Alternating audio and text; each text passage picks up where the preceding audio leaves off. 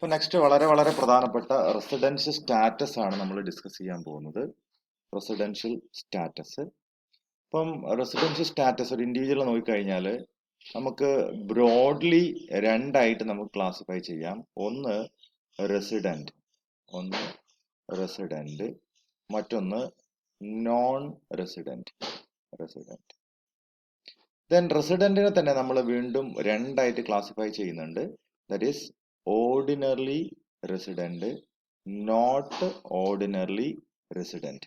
Okay, ഇപ്പൊ ചുരുക്കി പറഞ്ഞാൽ ഓർഡിനറി റെസിഡന്റ് ഉണ്ട്, resident ordinary resident but not ordinary resident ഉണ്ട്, മറ്റൊന്ന് നോൺ റെസിഡന്റ് ഉണ്ട്. ഓക്കെ, അപ്പൊ ഇവര് ആരൊക്കെയാണ് എങ്ങനെയൊക്കെയാണ് നമുക്ക് ഡിഫൈൻ ചെയ്യണമെങ്കിൽ നമ്മൾ കുറച്ച് കണ്ടീഷൻസ് പഠിക്കേണ്ടതുണ്ട്.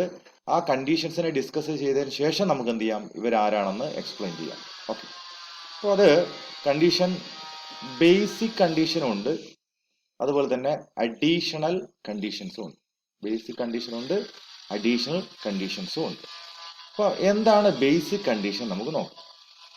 അതിൽ വരുന്നത് ഒരു വ്യക്തി ആ കണ്ടീഷൻ സാറ്റിസ്ഫൈ ചെയ്തോ നോക്കണമെങ്കിൽ നമ്മൾ നോക്കുന്നത് ബേസിക് കണ്ടീഷനിൽ ഒന്നാമത്തെ വരുന്നത് he is in India in the previous year. Okay, he is in India in the PY എന്ന് പറഞ്ഞാൽ previous year അല്ലേ, previous year for a period of 182 days or more. ഒന്നാമത്തെ ബേസിക് കണ്ടീഷൻ എന്ന് പറയുന്നത് നമ്മൾ ഒരു അക്കൗണ്ടിങ് പീരീഡ് എടുത്തു കഴിഞ്ഞാൽ, ഒരു പ്രീവിയസ് ഇയർ എടുത്തു കഴിഞ്ഞാൽ ഈ പ്രീവിയസ് ഇയറിൽ അയാൾ മിനിമം എത്ര വേണം, 182 ഡേയ്സോ അധികമോ ഉണ്ടെങ്കിലാണ് എന്ത് ചെയ്യുന്നത്, ബേസിക് കണ്ടീഷൻ ഒന്നാമത്തെ സാറ്റിസ്ഫൈ ചെയ്യുന്നത് നമുക്ക് പറയാൻ പറ്റുള്ളൂ. ഓക്കെ, 182 ഡേയ്സ് അയാൾ എന്തുണ്ടാവണം, ഇന്ത്യയിൽ ഉണ്ടായിരിക്കണം. ഓക്കെ, ഇതല്ലെങ്കിൽ വേറൊരു ഓപ്ഷൻ കൂടി ഉണ്ട്. ബേസിക് കണ്ടീഷൻ തന്നെ, ബേസിക് കണ്ടീഷൻ രണ്ടും സാറ്റിസ്ഫൈ ചെയ്യണമെന്നില്ല. ഓക്കെ, ഒന്നുകിൽ ഇത് അല്ലെങ്കിൽ he has been in India at least for at least 365 days or more during the 4 years immediately preceding the relevant previous year and he is in India for at least 60 days during the previous year. എന്താ ഞാൻ detail ആയിട്ട് explain ചെയ്യാം. നിങ്ങൾ ഒന്നാമത്തെ condition പറഞ്ഞ എന്തായിരുന്നു, അയാള് previous ഇയറിൽ 182 ഡേയ്സ് വേണം. ഇതാണ് കണ്ടീഷൻ നമ്പർ 1. ഇനി അതല്ലെങ്കിൽ രണ്ടാമത്തെ കണ്ടീഷൻ പറഞ്ഞിരിക്കുന്നത് പ്രീവിയസ് ഇയറിൽ നിങ്ങൾ 60 ഡേയ്സ് മതി. എത്രയ്ക്ക് പകരം 182 പകരം എത്ര മതി, 60 മതി. ബട്ട് പുറകിലുള്ള 1 2 3 4 ഇയേഴ്സ് 4 വർഷം പുറകോട്ട് പോയി കഴിഞ്ഞാൽ അയാൾ എത്ര വേണം, 365 ദിവസം ഇന്ത്യയിൽ ഉണ്ടായിരിക്കണം. ഓക്കെ, അപ്പൊ 182 ഇല്ല എന്ന് പറഞ്ഞാൽ ബേസിക് കണ്ടീഷൻ സാറ്റിസ്ഫൈ ചെയ്യുന്നില്ല എന്ന് അർത്ഥമല്ല. നമ്മൾ എന്ത് നോക്കണം, ഇത് 59 ദിവസം നടന്നു കഴിഞ്ഞാൽ എന്ത് ചെയ്യില്ല, ഒരു കണ്ടീഷനും സാറ്റിസ്ഫൈ ചെയ്യുന്നില്ല. ബേസിക് കണ്ടീഷൻ രണ്ടും സാറ്റിസ്ഫൈ. 60 ഉണ്ടെങ്കിൽ നമ്മൾ എന്ത് ചെക്ക് ചെയ്യും, തൊട്ട് പുറകിലുള്ള 4 വർഷത്തിൽ 365 ഉണ്ടോ നോക്കും. ഉണ്ടെങ്കിൽ എന്താണ്, രണ്ടാമത്തെ കണ്ടീഷൻ നോക്കാണ്. 200 ദിവസം ഉണ്ട് പറഞ്ഞു കഴിഞ്ഞാൽ പിന്നെ നമ്മൾ രണ്ട് നോക്കേണ്ട ആവശ്യമില്ല, എന്താണ്, ഒന്ന് ഓൾറെഡി ഓക്കെയാണ് അല്ലെ. അപ്പൊ ബേസിക് കണ്ടീഷൻ രണ്ടെണ്ണം പറഞ്ഞു. ഒന്ന്, he's in India in the previous year for a period of 182 days or more. Minimum എത്ര വേണം, 152 ദിവസം വേണം. ഇനി അങ്ങനെ അല്ലാത്ത സാഹചര്യത്തിൽ നമ്മൾ നോക്കുന്നു, he has been in India for at least 365 days or more during the 4 years immediately preceding the relevant previous year. നമ്മൾ ചെയ്തുകൊണ്ടിരിക്കുന്ന പ്രീവിയസ് ഇയറിന്റെ തൊട്ടു പുറകിലുള്ള 4 വർഷത്തിൽ എത്ര വേണം? 365 ദിവസവും പ്രീവിയസ് ഇയറിൽ എത്രയും 60 ഉണ്ടെങ്കിൽ എന്തായി? രണ്ടാമത്തെ കണ്ടീഷൻ ഓക്കെ ആയിട്ടുണ്ട്. ഇനി ഈ ഒരു കാര്യം ഉണ്ടല്ലോ, ഏത് 60 ദിവസം എന്ന് പറയുന്നത്, അതിന് ചില എക്സംഷൻസ് ഉണ്ട്. അപ്പൊ അതൊന്നും നിങ്ങൾ നോട്ട് ചെയ്ത് വെക്കേണ്ടതുണ്ട്.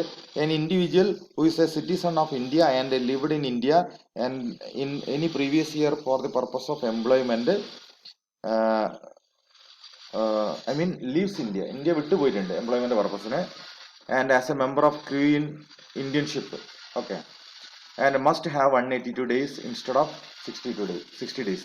ഈ 60 days എന്ന് പറയുന്നത് അവർക്ക് എന്തല്ല ആപ്ലിക്കബിൾ അല്ല. അവരെത്ര തന്നെ വേണം?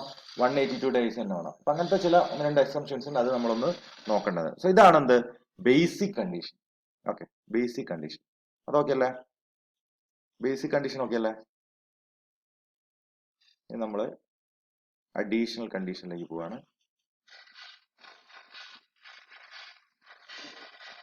അഡീഷണൽ കണ്ടീഷൻ 1,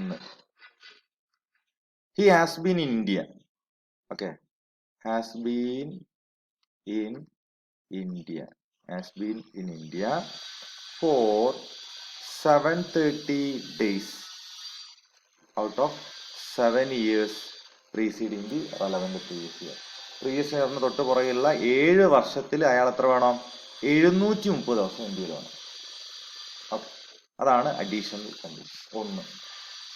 ആൻഡ് രണ്ടാമത്തത്, an individual is a resident in India, okay, at least 2 years out of 10 years. പുറകിലുള്ള 10 വർഷത്തിൽ അയാൾ എത്ര വേണം? 2 വർഷം ഇവിടെ വേണം. ക്ലിയർ ആണോ? ബേസിക് കണ്ടീഷൻ അഡീഷണൽ കണ്ടീഷനും ഓക്കെ അല്ലേ? അപ്പൊ ബേസിക് കണ്ടീഷൻ എന്തായിരുന്നു പറഞ്ഞത്? ബേസിക് കണ്ടീഷൻ 1 182 days ഇവിടെ വേണം. അല്ലെങ്കിലോ 60 ദിവസമായാലും കുഴപ്പമില്ല, പ്ലസ് എന്ത് ചെയ്യണം? 365 ദിവസം വേണം out of 4 years preceding the relevant previous year. Then additional condition നമ്മൾ ഡിസ്കസ് ചെയ്തിട്ടുണ്ട്. അഡീഷണൽ കണ്ടീഷനിൽ ഒന്നാമത് പറഞ്ഞാൽ 730 ദിവസം ഔട്ട് ഓഫ് 7 years വേണം. ദെൻ നെക്സ്റ്റ് വരുന്നത് ഓക്കെ, അതായത് 2 years ഔട്ട് ഓഫ് 10 years. ഇതാണ് എന്ത് ചെയ്യുന്നത്? ബേസിക് കണ്ടീഷനും അഡീഷണൽ കണ്ടീഷനും വരുന്നത്. ഓക്കെ, അപ്പൊ നമ്മൾ എക്സ്പ്ലെയിൻ ചെയ്യാൻ വേണ്ടി പോവാണ്. ആരാണ് ഓർഡിനറി റെസിഡന്റ്, നോട്ട് ഓർഡിനറി ആരാണ്, നോൺ റെസിഡന്റ് നമ്മൾ നോക്കാൻ പോവാം. ഓക്കെ, അപ്പൊ നമ്മൾ ordinary resident, not ordinary resident, പിന്നെ ഏതാണുള്ളത്? Non resident. ഓക്കെ അല്ലേ? ഇവിടെ ഞാൻ എന്ത് ചെയ്യുന്നുണ്ട്? ബേസിക് കണ്ടീഷൻ ഉണ്ട്, അതുപോലെ തന്നെ എന്ത് കണ്ടീഷൻ ഉണ്ട്? അഡീഷണൽ കണ്ടീഷൻസ് ഉണ്ട്. റെഡി അല്ലേ? ഓക്കെ അല്ലേ? അപ്പൊ ഒരു വ്യക്തി, ഓക്കെ, ഒരു individual, okay, he satisfy any of the basic condition, അതായത് എ ബി ഉണ്ടെങ്കിൽ എ ഓർ ബി ഏതെങ്കിലും ഒന്ന് മതി, എനി ഓഫ് ബേസിക് കണ്ടീഷൻ എന്ത് ചെയ്യാണ്? സാറ്റിസ്ഫൈ ചെയ്യുന്നു. Then both of the additional condition, any of the basic condition, both of the additional condition satisfy ചെയ്യുകയാണെങ്കിൽ അയാൾ ആരായിട്ട് മാറി? ഓർഡിനറി റെസിഡന്റ് ആയിട്ട് മാറി. അയാൾ ആരാണ്? ഓർഡിനറി റെസിഡന്റ് എന്ന് പറഞ്ഞാൽ അയാൾ 182 ഡേയ്സോ അല്ലെങ്കിൽ 60 ഡേയ്സ് പ്രീവിയസ് ഇയറിൽ 365 ഡേയ്സും ഉണ്ട്. ദെൻ നമ്മൾ ലാസ്റ്റ് 7 years എടുത്തപ്പോൾ 730 ഉണ്ട്. ലാസ്റ്റ് 10 years എടുത്ത സമയത്ത് നമുക്ക് 2 years കിട്ടുന്നുണ്ട്. അപ്പൊ അയാൾ ആരാണ്? ഓർഡിനറി റെസിഡന്റ് ആണ്.